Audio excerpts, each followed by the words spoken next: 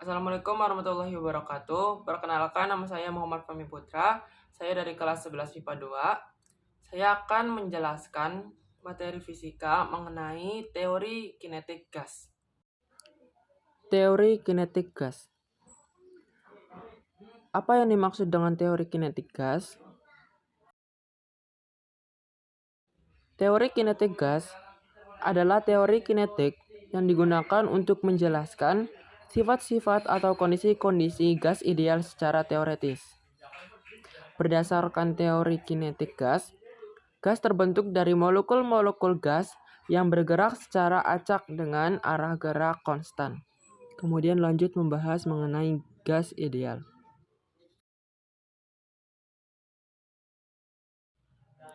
Gas ideal adalah sekumpulan partikel gas yang tidak saling berinteraksi karena gerak partikel yang acak dan jarak antar partikel yang sangat berjauhan. Gas ideal dapat diasumsikan sebagai gas yang paling sederhana jika memenuhi kondisi-kondisi sebagai berikut. Yang pertama, jumlah partikel gas sangat banyak, tetapi tidak terjadi gaya tarik-menarik antar partikel yang satu dengan yang lainnya. Yang kedua, setiap partikel gas bergerak acak atau gerak Brown.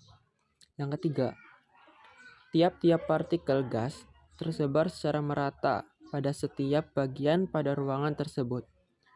Yang keempat, ukuran-ukuran partikel gas dapat diabaikan.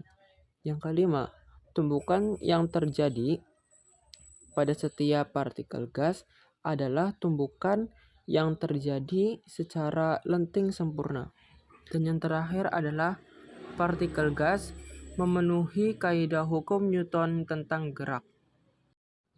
Selanjutnya, hukum gas ideal. Hukum gas ideal terbagi menjadi 3, yaitu hukum Boyle, hukum Charles, dan hukum Gay-Lussac.